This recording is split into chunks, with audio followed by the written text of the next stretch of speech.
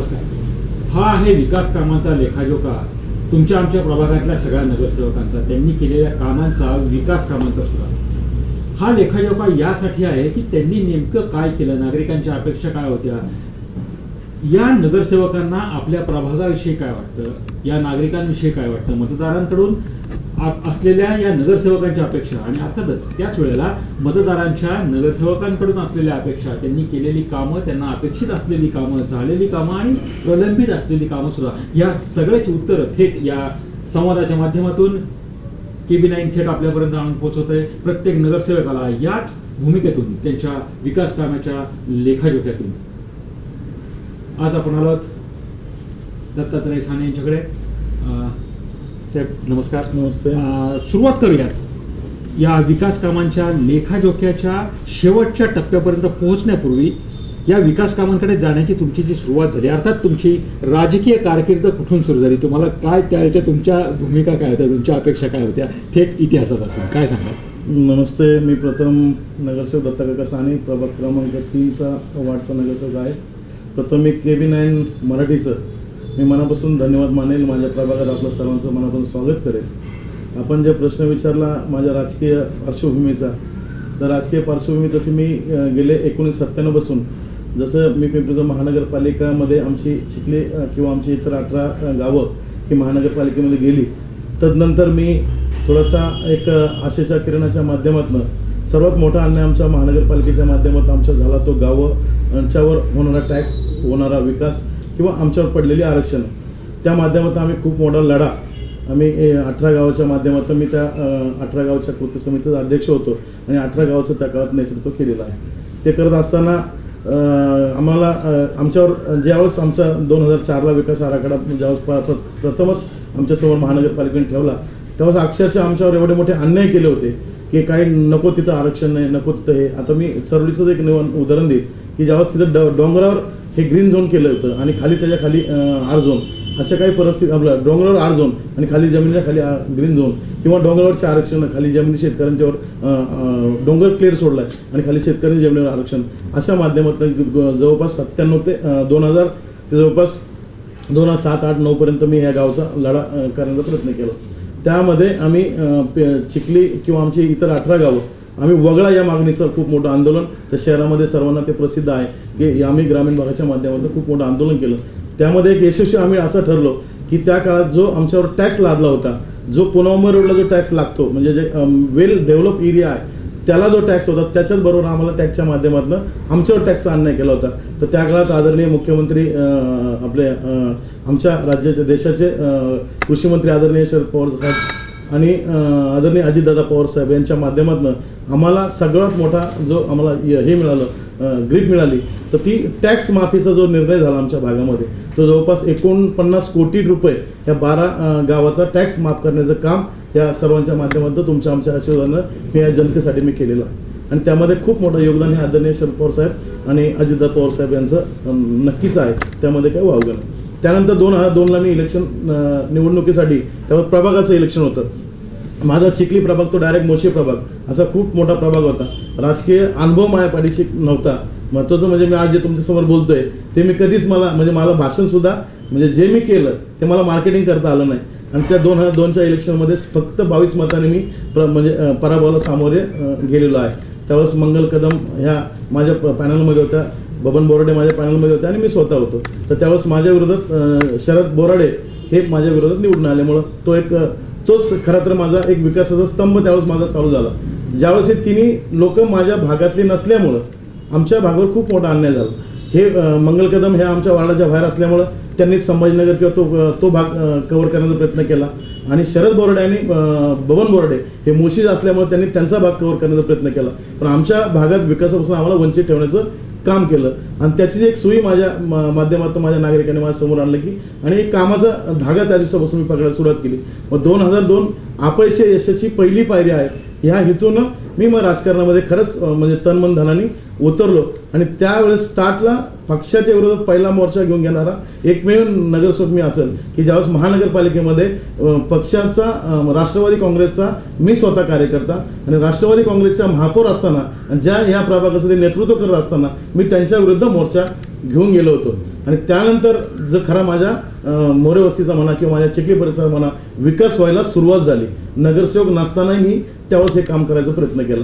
त्यावेळेस मग आदरणीय बंड साहेब आमचे आयुक्त होते, नंतर एक उगले साहेब म्हणून माझे आपले सिटी इंजिनियर होते, त्यांच्या माध्यमातून मी नगरसेवक नसताना विकास कामं करण्याच्या सुरुवात झाली. 2007च्या निवडणुका लागल्या आणि 2007ला पुन्हा मला राष्ट्रवादी तिकिटातनं मी निवडून मला लोकांनी खूप भरघोस मतानं की ह्याला कारणच हे होतं की घरचा नगरसेवक किंवा स्वतःच्या वार्डातला जर नगरसेवक असेल तर तो काय करू शकतो आणि बाहेरचे नगरसेवक असतील तर तो काय करू शकतो. तर हा इतिहास मी माझ्या सर्व मोरेवस्तीच्या नागरिकांच्या समोर पहिला प्रभाग क्रमांक माझा 3 होता आणि त्यावेळेस मी त्या 3च्या प्रभागामध्ये माझ्या भागामध्ये कुठलाही रस्ता नव्हता, कुठलाही ग्राउंड लेवलला जवळपास आमच्या सर्व काळे म्हणजे माती आहे, म्हणजे जमिनीच्या खाली 10-10 फूट जरी आम्ही गेलो तर आम्हाला धर लागत नव्हता.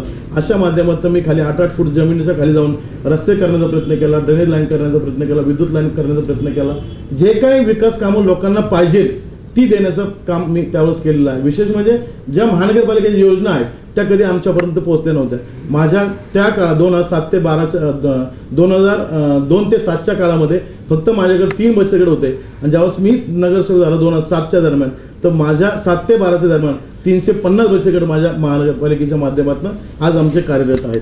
हे मोठं काम मी त्या करण्याचा प्रयत्न केला की जेणेकरून आदरणीय पवार साहेबांनी जो आम्हाला वसाने वारसा घालून दिला आहे की महिला सक्षमीकरण करण्याचं काम मी जास्तीत जास्त माझ्या महानगरपालिकेच्या माध्यमातून मी करण्याचा प्रयत्न केलेला आहे. यानंतर ज्यावेळेस मी काम करायला सुरुवात केली तर 2012च्या इलेक्शन लागल्या. 2012च्या इलेक्शनमध्ये मला चिखली गाव जोडण्यात आलं आणि सर्वात मोठं चिखली गावाचं दुर्भाग्य आमचं असं म्हणता येईल की त्या ठिकाणी आजची परिस्थिती अशी आहे की तिथं त्या लोकांना रात्री अपरात्री कधी पाणी जातं, टायमिंग नाही, वेळ नाही किंवा काय नाही. माझ्या माता भगिनी ज्यावेळेस पाणी भरलं जातं तर रात्री अपरात्री पाणी भरणं आणि तिथनं पुढे त्यांना मुलाबाळांना किंवा त्यांच्या मिस्टरांना किंवा त्या स्वतः कुठं जर वर्किंग करत असेल, काम करत असतील तर त्यांना काम करायला खूप मोठी अडचण होत होती.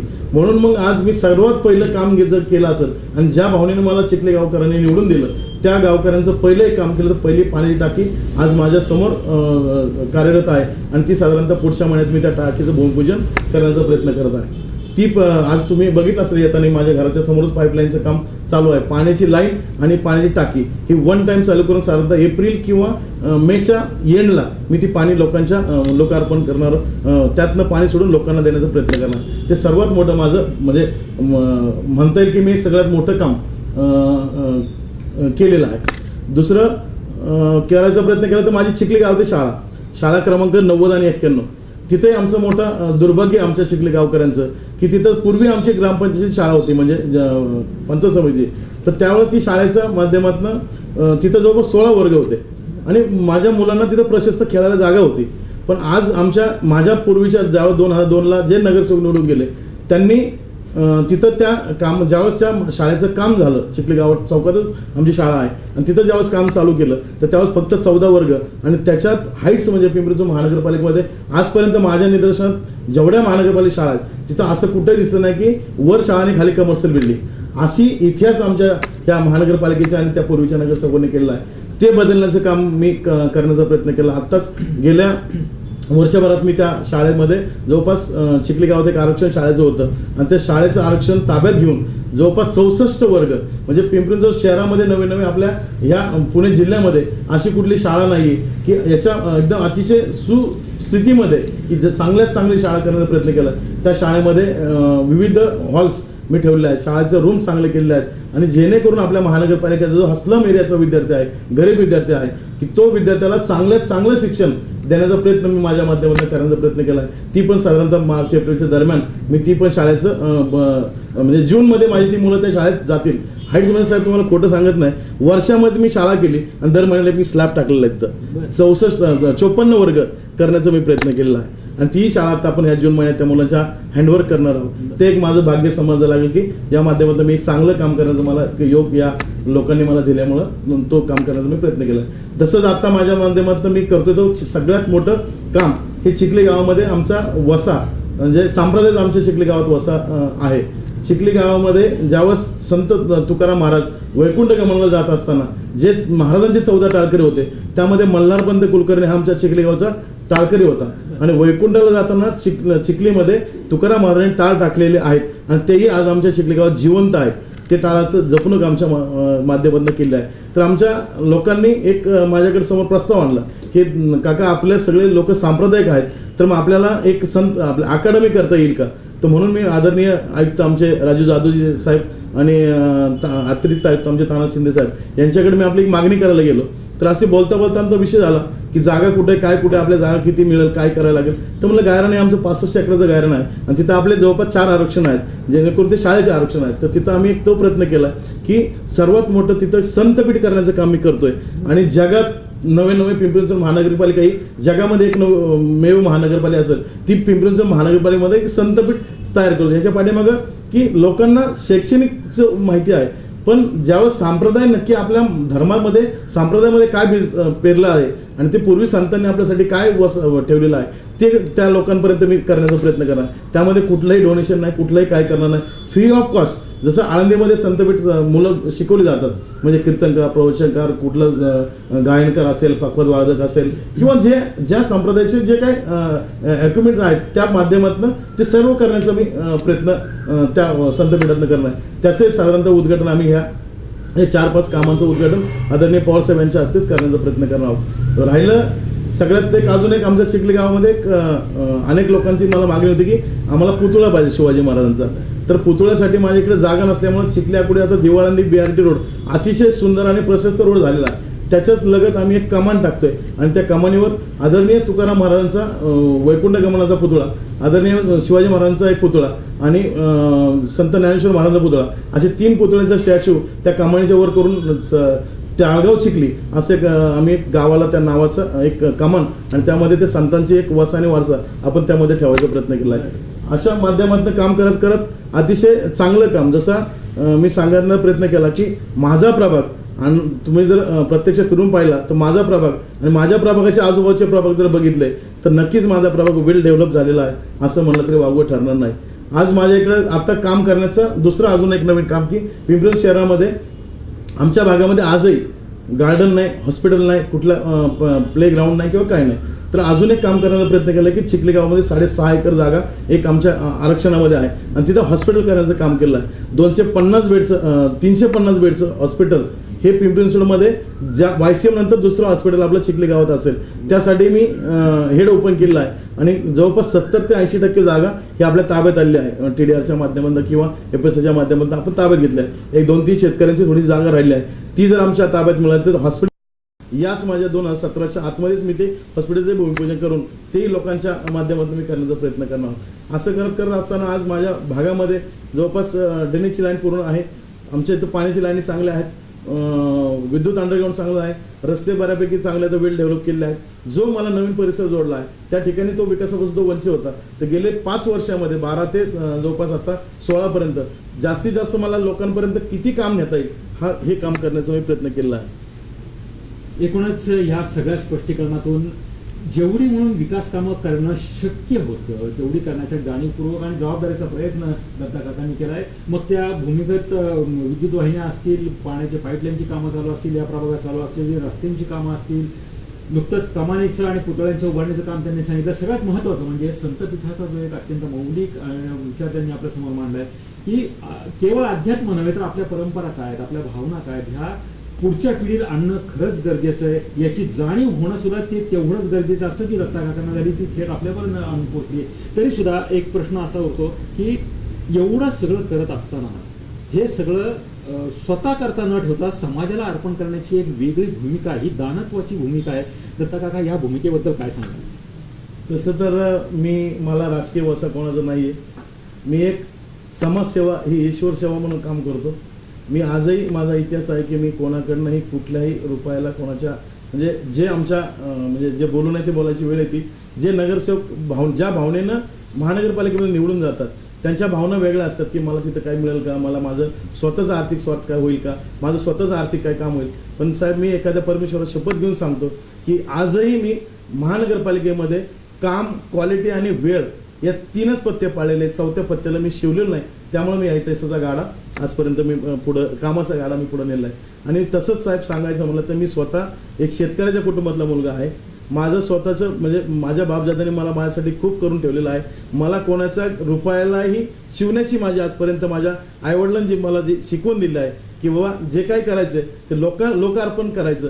जे स्वतःसाठी करण्यापेक्षा लोकांसाठी जेवढं करशील तेवढंच आम्हाला कुठेतरी पुण्य लाभणार आहे. तेच माझ्या आईबाबाची पुण्य आहे, तीच मी आज तुमच्यासमोर मांडलेली आहे. जाता जाता आणखीन एक प्रश्न असा आहे की बोलता बोलता आता आपला जो उल्लेख झाला की अजितदादा असतील, शरद पवार साहेब असतील, यांच्याकडून मिळालेला एक वसा आणि वारसा या सगळ्या लोकाभिमुखतेचा हा एका बाजूला, त्याचवेळी महिला सक्षमीकरणाचे तुमचे प्रयत्न, त्याचवेळी शिक्षणाचा प्रयत्न, त्याचवेळी संतपीठातले हे मौलिक विचारांचा प्रयत्न, हे सगळं करत असताना आणि अत्यंत दानशूरपणाची भावना मनामध्ये ठेवून करत असताना सुद्धा प्रभागाचा हा एवढा विकास होत असताना सुद्धा म्हणजे अगदी मोरे वस्तीपासून चिखली गावापर्यंत महापालिकेचा अन्याय होऊन सुद्धा हा सगळा गाडा पुढे सरकत असताना आज या क्षणाला तुमच्या मनात, जसं मगाशी उद्यानाचा प्रश्न तुम्ही बोलून दाखवलात किंवा हॉस्पिटलच्या उभारणीचा प्रश्न तुम्ही बोलून दाखवलात, हे सगळं तुमच्या मनात हे सगळं साचलेलं आहे.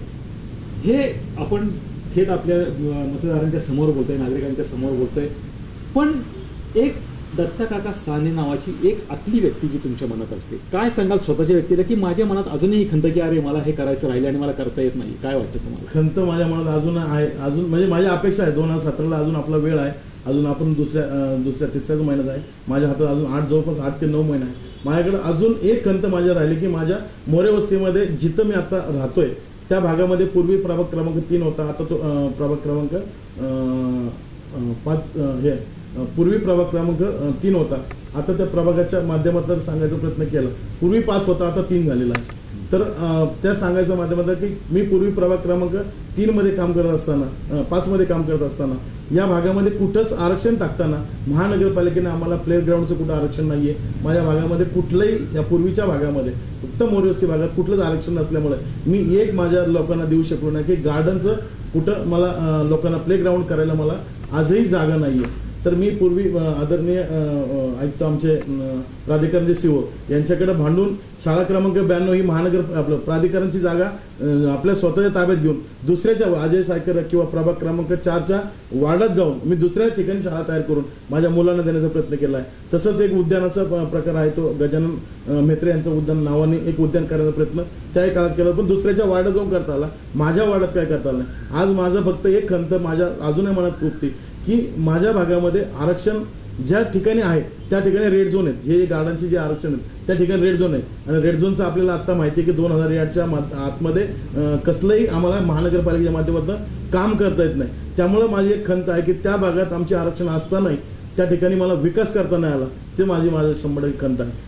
नागरिकांची हीच मुळात एक ओरड अशी आहे, त्याला आपण समस्या म्हणूयात की रेड झोनचा प्रश्न हा फक्त विकासाच्या आड येतोय, असं का घडतंय? बिल्डरांच्या आड येत नाही, नेमकं काय घडतंय? साहेब, हे मला दुर्भाग्याने सांगावं लागतं की ज्यावेळेस आमची सत्ता होती त्यावेळेसही आम्ही आमच्या राजकीय नेत्यांकडे हे आमच्या मनापासून अंतःकरणापासून व्यथा मांडण्याचा प्रयत्न केला आहे. रेड झोन हा प्रकार माझ्या बाबजल मी कधीच आठवलं की माझी मोरे वस्ती रेड झोनमध्ये येते. म्हणजे मला जसं आठवतं की माझ्या पिढीच्या लोकांना आठवतंय माझी रेड झोन आता ही मोरे वस्तीवर येईल हे कोणालाच माहीत नव्हतं. आज तुम्हाला माहिती आहे की आपल्याच महानगरपालिका एका हितचिंतकांनी आपली निगडीची जी वॉटर स्कीमची जी स्कीम चालू होती त्याला कुठं त्या बिल्डरला हॅरेसमेंट करण्यासाठी आपल्याच एका मोठ्या म्हणजे आमच्या महानगरपालिका एका नेत्यानं त्या स्कीमवर ज्यावेळेस याचिका दाखल केली आणि याचिका दाखल केल्यानंतर खरं तर जेव्हा हे 2000 जे तुम्ही आता बघितलं असेल पंतप्रधान नरेंद्र मोदी किंवा आता ही जी सत्ता त्यांनी ज्या उद्देशाने आमच्या समोर आणलेली आहे की आम्ही रेड झोन सोडू, आम्ही शास्त्रीकर सोडू, आम्ही अनाधिकृत बांधकामं सोडू, हे जे सगळं करत असताना काही फक्त यांनी गप्पा मारण्याचा प्रयत्न केला आहे. आणि ह्यांचीच लोक जी कार ओरडत होती त्यांनीच खरं तर हा रेड झोनचा मुद्दा आमच्या डोक्यावर आणून मांडलेला आहे. साहेब, मला सांगायला आनंद होतो की ज्यावेळेस आमच्या भागामध्ये अनाधिकृत बांधकामाचा मुद्दा ज्यावेळेस आमच्या समोर आला, पहिली घटना अशी असेल की स्टार्टला ज्या दिवशी अतिक्रमणाची कारवाई होणार होती ती माझ्या भागात होणार होती, मोरवस्ती प्रभाग क्रमांक 3 वर. मी एक लोकांच्या बाजूने गेलो आणि तुम्हाला माहिती होतं कायद्यामध्ये असं लिहिलं होतं जर एखादा नगर सदस्य त्या कारवाईला आडवा आला तर तो ऑन दी स्पॉट त्या ठिकाणी त्याचं डिस्क्वालिफिकेशन होणार होतं, असं कायद्यातनं चौकटीनं आम्हाला बांधून आमच्याकडनं सुद्धा बांधून घेतलं होतं. तर त्यावेळेस तुम्हाला एक मी अभिमानाने सांगू शकतो की माझ्या भागात येताना जर मी अधिकाऱ्यांना ह्या पद्धतीने सांगितलं होतं माझे हे गोरगरीब नागरिक आहेत, ह्या घर बांधताना मला माहिती आहे त्यांनी त्यांच्या आया बहिणीचे दागदागिने मोडलेले आहेत, कुणी कुठं कर्ज केलेलं आहे, कुणी कुठनं नको तिथनं पैसा आणून एक आपलं छोटंसं घर.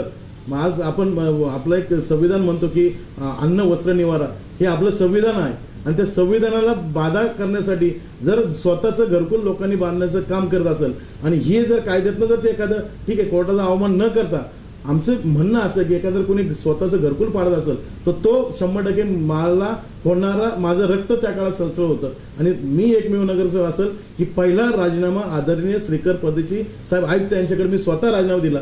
तू कारवाई करायच्या आधी मी माझा राजीनामा देतो, पण मी माझ्या लोकांच्या बाजूने राहणार. जर माझ्याकडे घर पाडलं तर तुमचे अधिकारी जिवंत राहणार नाहीत, ह्या भाषेपर्यंत मी बोललेलो आहे. त्यामुळे साहेब एक अभिमान सांगतो, आजही माझ्या मोरेवस्ती भागामध्ये किंवा चिखली परिसरामध्ये एक सुद्धा घर पडवून दिलेलं नाही. हा माझा एक मोठा या माझ्या नागरिकांनी दिलेला एक कौल किंवा त्यांनी जे मला ताकद दिली त्या ताकदीच्या माध्यमातून मी 100% ते करण्याचा प्रयत्न केला आहे. माझ्या भागामध्ये एकाचं सुद्धा शुल्लक मी वीट पडून दिलेलं नाही. ज्या दिवशी वीट पडेल त्या दिवशी तो अधिकारी मरेल नाही तर मी मरेल, ह्या भावनेत मी पुढे जाऊन गेलेलो होतो. त्यामुळे खरं तर कोणी माझ्या इथं कारवाई करायला आलेलं नाही.